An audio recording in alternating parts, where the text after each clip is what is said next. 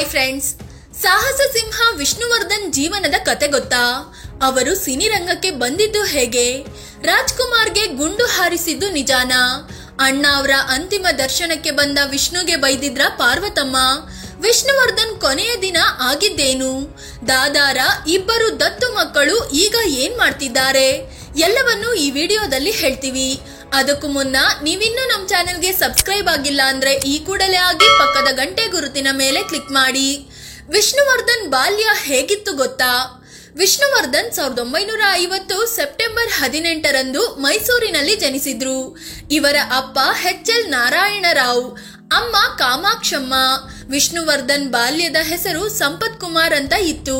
ಅಪ್ಪ ನಾರಾಯಣರಾವ್ ಕನ್ನಡ ಸಿನಿ ಇಂಡಸ್ಟ್ರಿಯಲ್ಲಿ ಅದಾಗಲೇ ಖ್ಯಾತ ಸಂಗೀತ ನಿರ್ದೇಶಕರಾಗಿ, ಸಂಭಾಷಣೆಕಾರರಾಗಿ ಗುರುತಿಸಿಕೊಂಡಿದ್ರು. ಹೀಗಾಗಿ ನಂತರ ಇಡೀ ಕುಟುಂಬ ಬೆಂಗಳೂರಿನ ಜಯನಗರಕ್ಕೆ ಶಿಫ್ಟ್ ಆಯಿತು. ವಿಷ್ಣು ಪ್ರೌಢಶಾಲಾ ಶಿಕ್ಷಣ ಮತ್ತು ಪದವಿಯನ್ನು ಬೆಂಗಳೂರಿನ ಬಸವನಗುಡಿಯಲ್ಲಿರುವ ನ್ಯಾಷನಲ್ ಕಾಲೇಜಿನಲ್ಲಿ ಪಡೆದುಕೊಂಡ್ರು. ನಾಟಕ ಮಾಡೋದು, ಹಾಡು ಹೇಳೋದು, ಹೀಗೆ ಎಲ್ಲಾ ಕಾಂಪಿಟೇಷನ್ಗಳಲ್ಲಿ ಪಾರ್ಟಿಸಿಪೇಟ್ ಮಾಡಿ ಪ್ರೈಸ್ ಗೆಲ್ತಿದ್ರು. ಸಿನಿ ಇಂಡಸ್ಟ್ರಿಗೆ ಬಂದಿದ್ದ ಹೇಗೆ ವಿಷ್ಣು? ಅಪ್ಪ ನಾರಾಯಣರಾವ್ ಚಿತ್ರರಂಗದಲ್ಲಿದ್ದ ಕಾರಣ 1955ರಲ್ಲಿಯೇ ವಿಷ್ಣುವರ್ಧನ್ ಬಾಲನಟನಾಗಿ ಸಿನಿ ಇಂಡಸ್ಟ್ರಿಗೆ ಎಂಟ್ರಿ ಕೊಟ್ಟಿದ್ರು. ಶಂಕರ್ ಸಿಂಗ್ ನಿರ್ಮಾಣದ ಶಿವಶರಣ ನಂಬಿಯಕ್ಕ ಎಂಬ ಸಿನಿಮಾದ ಮೂಲಕ ಚಿತ್ರರಂಗಕ್ಕೆ ಧುಮುಕಿದ್ರು.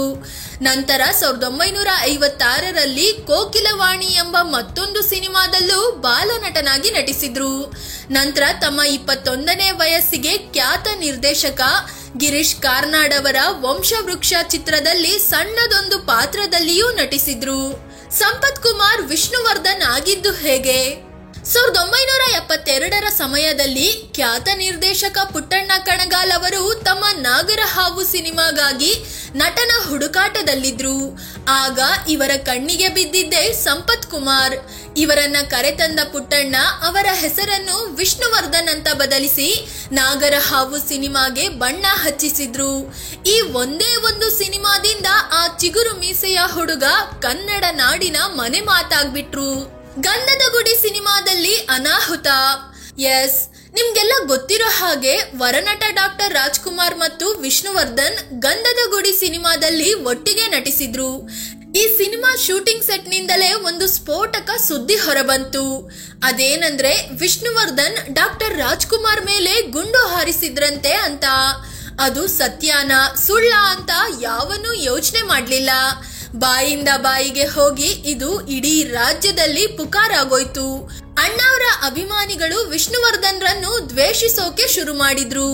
ಕಷ್ಟದಲ್ಲಿ ಕೈ ಹಿಡಿದ ಅಂಬಿ, ವೀರಸ್ವಾಮಿ ಇವೆಲ್ಲದರಿಂದ ಬೇಸತ್ತ ವಿಷ್ಣುವರ್ಧನ್ ಬೆಂಗಳೂರಿನ ಸಹವಾಸವೇ ಬೇಡ ಅಂತ ದೂರದ ಚೆನ್ನೈಗೆ ಹೋಗ್ಬಿಟ್ರು. ಇಂಥ ಪರಿಸ್ಥಿತಿಯಲ್ಲಿ ವಿಷ್ಣು ಕೈ ಹಿಡಿದಿದ್ದು ರವಿಚಂದ್ರನ್ ಅವರ ತಂದೆ ವೀರಸ್ವಾಮಿ, ದ್ವಾರಕೀಶ್ ಮತ್ತು ಅಂಬರೀಶ್. ನಂತರ ಸಾಲು ಸಾಲು ಯಶಸ್ವಿ ಸಿನಿಮಾಗಳು ಬಂದು ದೊಡ್ಡ ಅಭಿಮಾನಿ ಬಳಗವನ್ನ ಸಂಪಾದಿಸಿದ್ರು. ವಿಷ್ಣುವರ್ಧನ್ ಅವರು ಅದಾಗಲೇ ಪಂಚಭಾಷೆಗಳ ಸಿನಿಮಾಗಳಲ್ಲಿ ನಟಿಯಾಗಿ ಮಿಂಚಿದ್ದ ಭಾರತಿ ಅವರನ್ನ ತುಂಬಾ ಪ್ರೀತಿಸ್ತಿದ್ರು. 1975ರಲ್ಲಿ ಅವರಿಗೆ ಪ್ರಪೋಸ್ ಮಾಡಿದ ವಿಷ್ಣುವರ್ಧನ್ ಮದ್ವೆ ಕೂಡ ಆದ್ರು. ನಂತರ ಕರ್ನಾಟಕದಲ್ಲಿ ವಾತಾವರಣ ತಿಳಿಯಾದ್ಮೇಲೆ ಪುನಃ ಬೆಂಗಳೂರಿನ ತಮ್ಮ ಜಯನಗರದ ಮನೆಗೆ ವಾಪಸ್ಸಾದ್ರು. 200ಕ್ಕೂ ಹೆಚ್ಚು ಸಿನಿಮಾಗಳಲ್ಲಿ ನಟಿಸಿ ಕನ್ನಡಿಗರ ಹೃದಯದಲ್ಲಿ ಅಭಿನವ ಭಾರ್ಗವ ಆಗಿ ಉಳಿದುಕೊಂಡ್ರು. ಹಲವಾರು ಹಾಡುಗಳನ್ನ ಕೂಡ ಹಾಡಿ ಸೈ ಎನಿಸಿಕೊಂಡ್ರು. ವಿಷ್ಣು ರಾಜ್ ಮಧ್ಯೆ ದ್ವೇಷ ಇತ್ತ? ವಿಷ್ಣುಗೆ ಪಾರ್ವತಮ್ಮ ಬೈದಿದ್ದು ನಿಜಾನಾ? ರಾಜ್ ಮತ್ತು ವಿಷ್ಣು ಮಧ್ಯೆ ಯಾವುದೇ ದ್ವೇಷ ಇರಲಿಲ್ಲ. ರಾಜ್ರನ್ನು ವಿಷ್ಣುವರ್ಧನ್ ತುಂಬಾ ಗೌರವದಿಂದ ಕಾಣ್ತಿದ್ರು. ಅದೇ ರೀತಿ ಅಣ್ಣಾವ್ರು ಕೂಡ ವಿಷ್ಣುವರ್ಧನ್ ರನ್ನು ಪ್ರೀತಿಯಿಂದ ಕಾಣ್ತಿದ್ರು. ಆದ್ರೆ ಜನ ಹೇಗಿರ್ತಾರೆ ಅಂದ್ರೆ ಅಣ್ಣಾವ್ರ ಅಂತ್ಯದ ಸಮಯದಲ್ಲೂ ವಿಷ್ಣು ಬಗ್ಗೆ ಒಂದು ಅಪಪ್ರಚಾರ ಮಾಡಿಬಿಟ್ರು. ಅದೇನಂದ್ರೆ ಅಣ್ಣಾವ್ರ ದರ್ಶನಕ್ಕೆ ಬಂದ ವಿಷ್ಣುವರ್ಧನ್ಗೆ ಪಾರ್ವತಮ್ಮ ಬೈದ್ರು ಅಂತ. ಹೌದು, ಪಾರ್ವತಮ್ಮ ಬೈದಿದ್ದು ನಿಜ, ಆದ್ರೆ ದ್ವೇಷದಿಂದಲ್ಲ. ಬದಲಿಗೆ ಅಣ್ಣಾವ್ರು ಇಲ್ಲವಾದಾಗ ಅವರ ಮನೆ ಮುಂದೆ ಅಭಿಮಾನಿಗಳು ದೊಡ್ಡ ಸಂಖ್ಯೆಯಲ್ಲಿ ಸೇರಿದ್ರು. ಮೊದಲೇ ರಾಜ್ ಅಭಿಮಾನಿಗಳಿಗೆ ವಿಷ್ಣು ದಾದಾ ಕಂಡ್ರೆ ಆಗ್ತಿರ್ಲಿಲ್ಲ. ಹೀಗಾಗಿ ಇಂಥ ಟೈಮಲ್ಲಿ ಇಲ್ಲಿಗೆ ಯಾಕೆ ಬಂದ್ರಿ, ಬರಬಾರ್ದಿತ್ತು ಅಂತ ಬೈದಿದ್ರು ಪಾರ್ವತಮ್ಮ. ಅಂದ್ರೆ ವಿಷ್ಣುವರ್ಧನ್ಗೆ ತೊಂದರೆ ಆಗುತ್ತೆ ಅಂತ ಹೀಗೆ ಹೇಳಿದ್ರು ಅಷ್ಟೇ. ವಿಷ್ಣು ಕೊನೆಯ ದಿನ ಏನೇನಾಗಿತ್ತು? ವಿಷ್ಣುವರ್ಧನ್ 2009 ಡಿಸೆಂಬರ್ ತಿಂಗಳ ಕೊನೆಯಲ್ಲಿ ಮೈಸೂರಿನ ಕಿಂಗ್ಸ್ ಕೋರ್ಟ್ ಹೋಟೆಲ್ನ ರೂಮ್ ನಂಬರ್ 334ರಲ್ಲಿ ಉಳಿದುಕೊಂಡಿದ್ರು. ಕಾಲು ನೋವಿನಿಂದ ಬಳಲುತ್ತಿದ್ದ ಅವರಿಗೆ ಡಯಾಬಿಟಿಸ್ ಕೂಡ ಇತ್ತು. ಅದು ಅಲ್ಲದೆ ತಮ್ಮ ಅಕ್ಕಂದಿರ ಅಗಲಿಕೆಯಿಂದ ನೊಂದಿದ್ರು. ಅವರ ಜೊತೆ ಹೆಂಡತಿ ಭಾರತಿ, ಮಕ್ಕಳು ಕೂಡ ಇದ್ರು. ಮಕ್ಕಳು ಡಿಸೆಂಬರ್ 29ರಂದೇ ಬೆಂಗಳೂರಿಗೆ ವಾಪಸ್ ಬಂದ್ರು. ವಿಷ್ಣುವರ್ಧನ್ 30ರಂದು ಬೆಂಗಳೂರಿಗೆ ಬರೋ ಪ್ಲಾನ್ ಇತ್ತು. ಆದ್ರೆ ಡಿಸೆಂಬರ್ 30ರ ನಸುಕಿನ ಜಾವ 2:15ಗೆ ಎದೆ ನೋವು ಕಾಣಿಸಿಕೊಳ್ತು. ವಿಕ್ರಮ್ ಆಸ್ಪತ್ರೆಗೆ ಕರೆದೊಯ್ಯಲಾಯ್ತಾದ್ರೂ ಪ್ರಯೋಜನವಾಗ್ಲಿಲ್ಲ. 3 ಗಂಟೆ ವೇಳೆಗೆ ವಿಧಿವಶರಾದ್ರು. ಅವರ ಪಾರ್ಥಿವ ಶರೀರವನ್ನು ಬೆಂಗಳೂರಿನ ಜಯನಗರದ ಮನೆಗೆ ತಂದು ನಂತರ ಬಸವನಗುಡಿ ಕಾಲೇಜು ಮೈದಾನದಲ್ಲಿ ಪ್ರದರ್ಶನಕ್ಕೆ ಇಡಲಾಯಿತು. ಸಂಜೆ ವೇಳೆಗೆ ಅಭಿಮಾನ್ ಸ್ಟುಡಿಯೋದಲ್ಲಿ ಅಂತ್ಯ ಸಂಸ್ಕಾರ ನೆರವೇರಿಸಲಾಯಿತು.